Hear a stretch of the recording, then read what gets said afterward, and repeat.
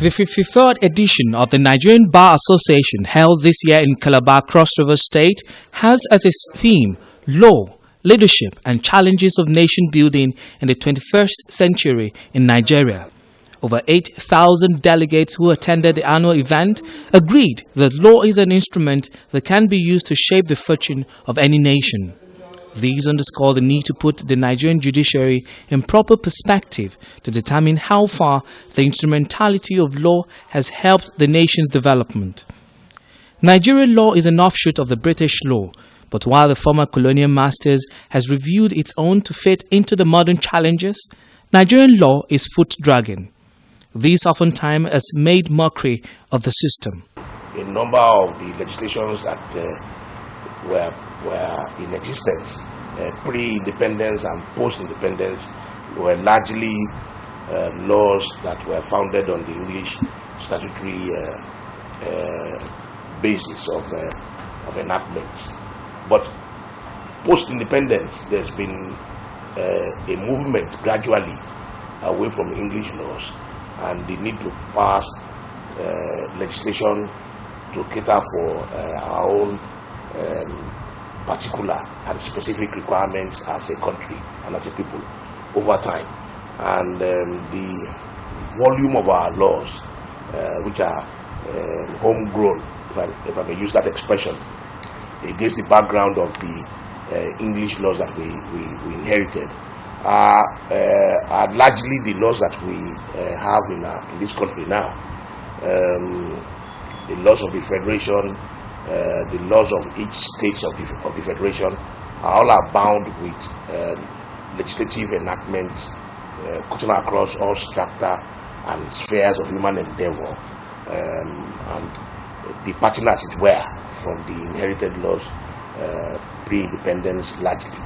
So we now have a wider body of laws which contain our own local, if you may say so, legislation. For our purposes, as an emerging nation, law and development is something that is critical for the organization of our society, especially to eliminate those hazards like terrorism, kidnapping, in general, to ensure that the justice system grinds on very smoothly. So we are at a crossroad and we need to do the things that is necessary to ensure that we live in a civilized society run by the rule of law. Despite the circumstances and environment the Nigerian judiciary found itself, some lawyers have described it as a stabilizing force in Nigeria. In 2013, this arm of government had come to the aid of both individual and government. A case in point is the heir of freedom for Major Hamza Al-Mustafa at the Court of Appeal. The People's Democratic Party resolved most of its internal crisis in court, and most recently, a chieftain of PDP Olabode George was cleared of the alleged offence that led to his 2 years in jail. The Federal High Court also dealt with the trial of suspected terrorists and the foreigners that illegally imported firearms into the country. Up till now, the suspected oil thieves are still having their days in court. These are some of the areas where the judiciary provided leadership in the country within the year. It's a continuous process. In spite of all these deficiencies, our judiciary continues to remain one of the best in Africa, even in the world. But so as to stop this our reversal into anarchy, into disunity, into lack of quality, we need to make this noise now so as to arrest a deteriorating situation. But by and large, our standards are high. The quality of our judges is one of the best. But we must always, for that reason, ensure that those standards do not go below how it is. So I think we will continue, the judiciary and the justice sector will continue with the things they know how to do best, and also ensure that we continue to weed out the bad eggs from among our midst. We have the three arms of government, the executive, legislature, and the judiciary. Out of the three, I think the judiciary has performed exceedingly well out of the other two arms. if we look at the constraints in terms of the working environment and the funding, and I think of all the three, in fact, the stability we currently enjoy in the society can be attributed to the valiant efforts of the men of the judiciary. If there's any major conflict in this society, they always rise above board to ensure that it is resolved as soon as possible. Yeah, it is not 100%, but I think by and by, if you place the performance vis-a-vis the other arms of government, you have no other option than to applaud the efforts of the judiciary. Judiciary, has tried in most cases to uphold fundamental human rights of citizens, to ensure that people have the right and access to justice, to ensure that people have freedoms, basic freedoms, which every normal human being in every other country should have. So in that regard, we must salute them. And in regards to political cases, despite the fact that there may be some insinuations of some foul play somewhere, I think the judiciary has really tried.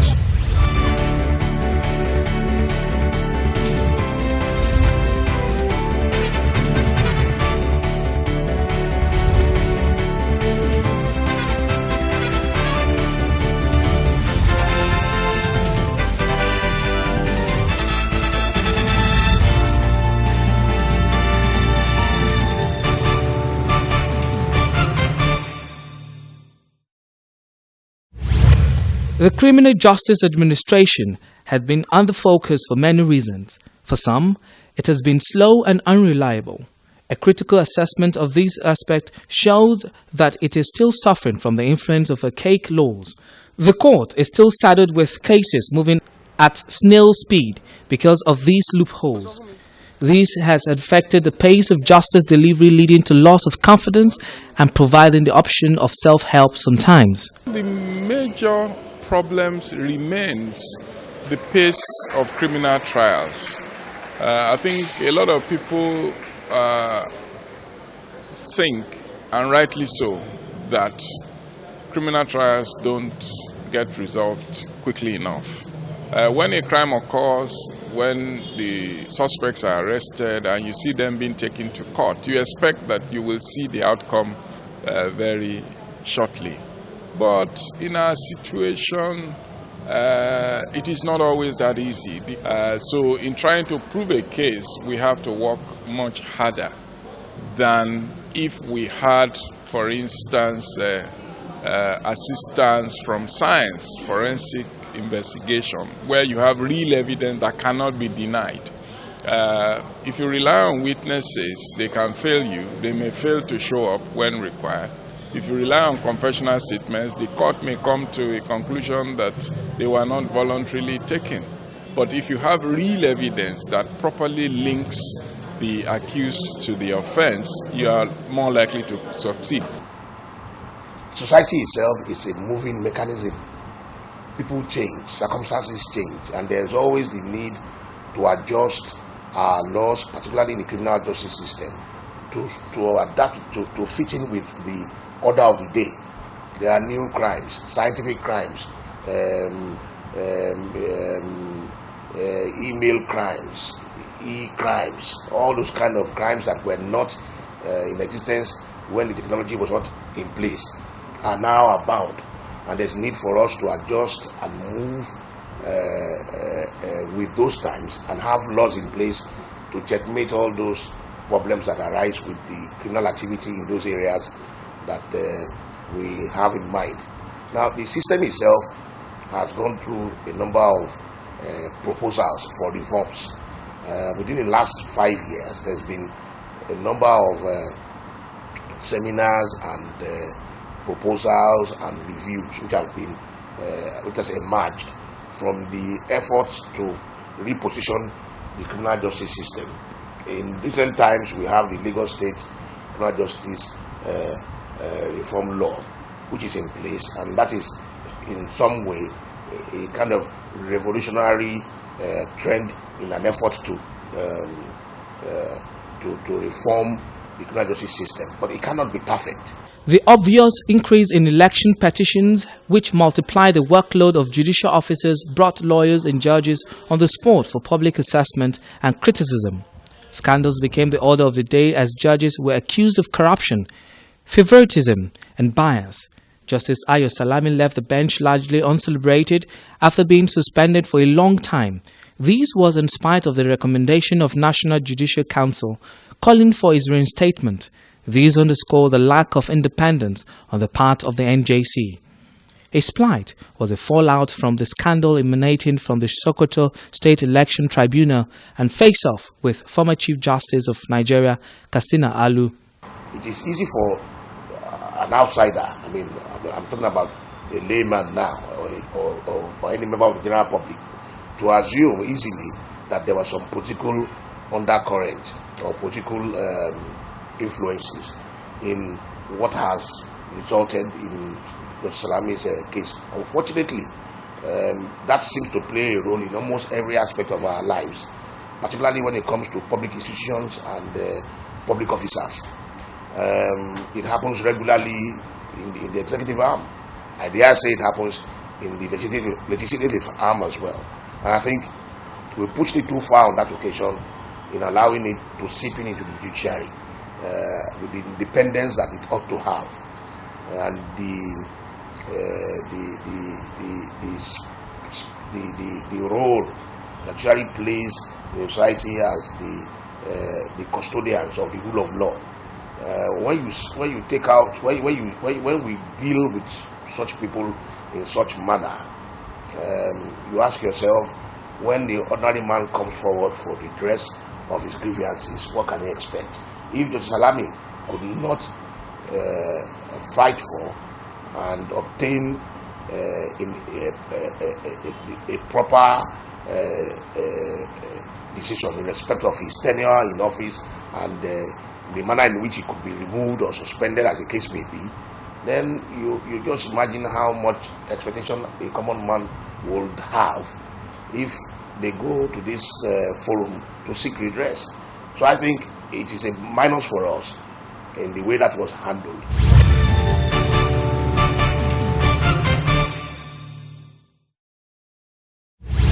The first female Chief Justice of Nigeria, Aloma Mukhtar, began the process of sanitizing the judiciary and restoring public confidence.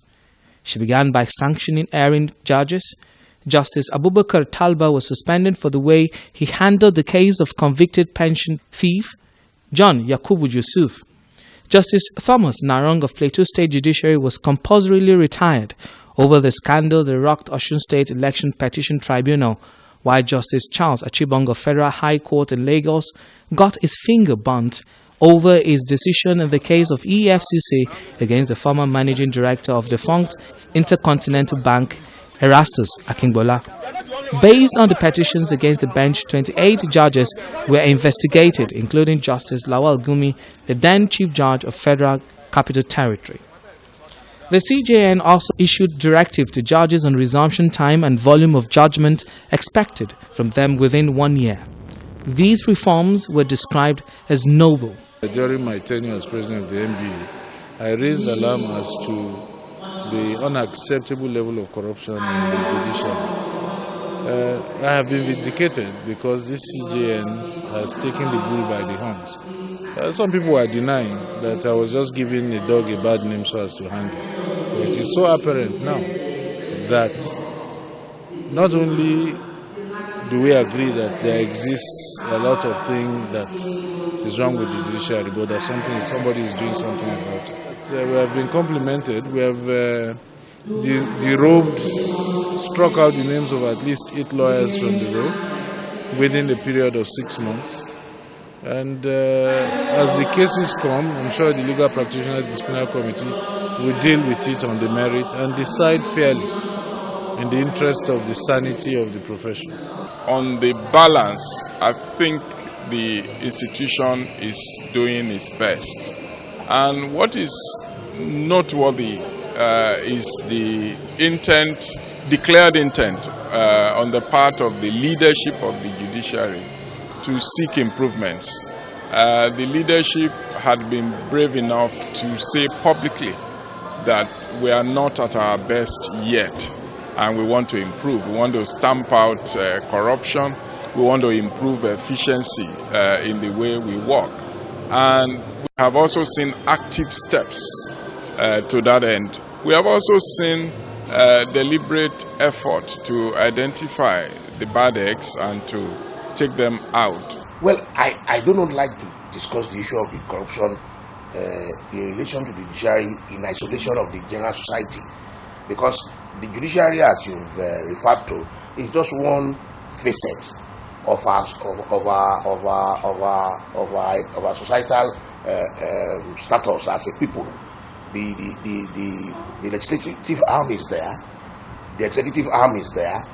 We have state governments, we have local governments, we have all forms of governmental levels and tiers. We have public authorities, we have regulatory bodies, and all that there are, and the private sector itself. The issue of corruption permeates the entire strata. So the judiciary itself is a product of the society in which it exists. So for us to expect that the judiciary will be in complete isolation of the society in which it emerges is a fallacy. As far as I'm concerned, what we get is what we have. What we have is what we get. The situation in this country is that the judiciary is expected to be above board, as it should be in any civilized society. And as far as I'm concerned, if we want us to sit down here and compare the level of corruption, as far as I see it, some may argue otherwise. Financial independence of judiciary is an area many say would enhance the independence of the judiciary. Sadly, this arm of government did not get a fair deal in the 2013 budget. Allocation to judiciary is nosediving, and the leadership cry has not attracted any soothing balm. Citing the view of Olisa Agbakoba, a senior advocate of Nigeria, Bolaji Ayorinde, speaking at the annual lecture of National Association of Judiciary Correspondents in October, said the solution to underfunding of judiciary is already provided by the law.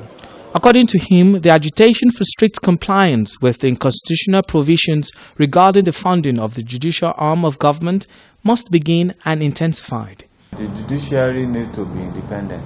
Well, before we talk about the policing, it's an integral part of the judicial system in terms of enforcing laws.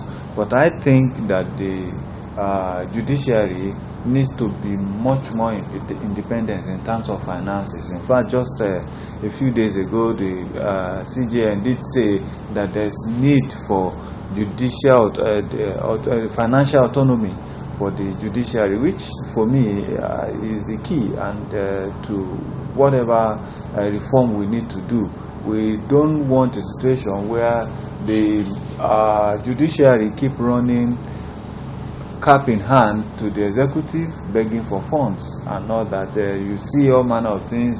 The judiciary now being subject to defending budget before both houses of assembly, both the Senate and the House of Reps, and we see that in spite of all the efforts that they make, the funds coming below the expectation all the while. In fact, there are statistics that over the years, in the last 5 years, the allocation to the judicial sector kept reducing, and this is not good for the overall judicial development in Nigeria. Over the years, we've heard of the first line charge, we've heard of the autonomy of expenditure and budget of the judiciary, and all the reforms proposed and all the laws passed, and I still find myself wondering how we still find ourselves in a situation where judiciary goes cap in hand, begging for, as you expressed it, for money to run its affairs, or how we're still in a situation where that could ever still be possible.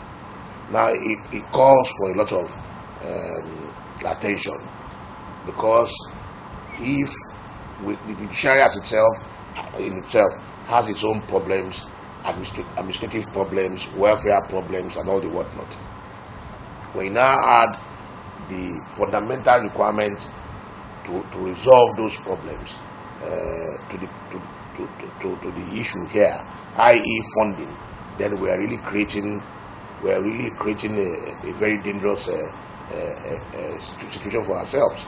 Now, I hardly hear the other arms of government complain about lack of funding or poor funding or the deprivation of funds.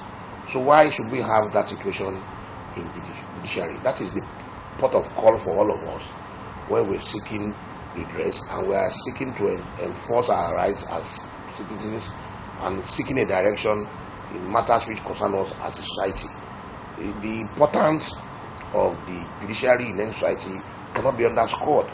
So those who are responsible for what has brought about the basis for that complaint are doing themselves and the larger society a disservice.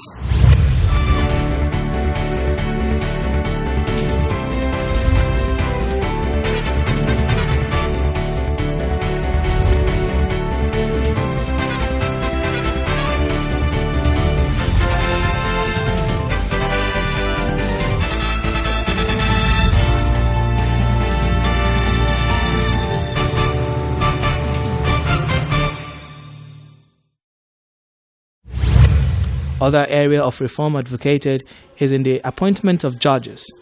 For many, merit has been sacrificed for sentiment, ethnicity, and favoritism.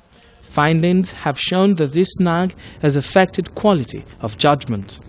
A former Chief Justice of Nigeria, Alfa Bagore, advocated such light on the training program for lawyers. According to him, many institutions offering law program and degrees are not well equipped to do so. Nearly every university is having a legal faculty or law faculty, even when they have no teachers. Some of them borrow teachers from other universities. The National University Commission will approve. I think this is not in line with the future development of legal practice in this country.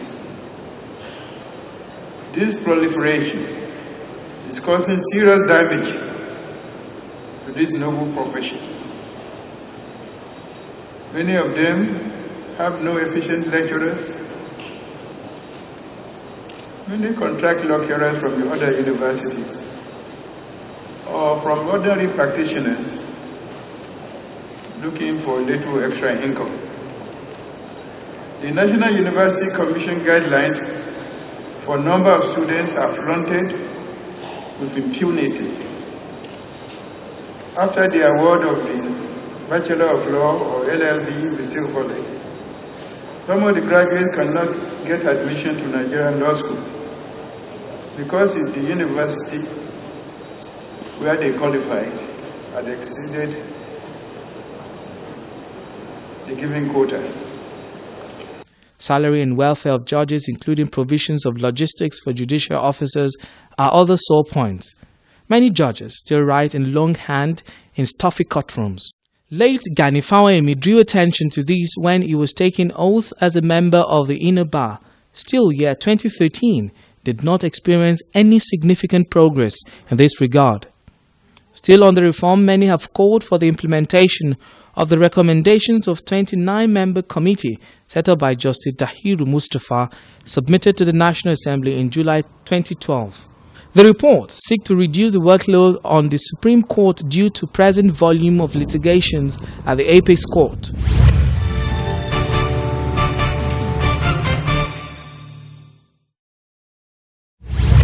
As a nation prepared to celebrate 100 years of amalgamation and the expected legal tussle over the forthcoming general elections, it is in the view of practitioners that ongoing reforms must be holistic. The Nigerian Bar Association is also called upon to collaborate with other stakeholders in revamping the system and free it from corrupt element to guarantee justice for all.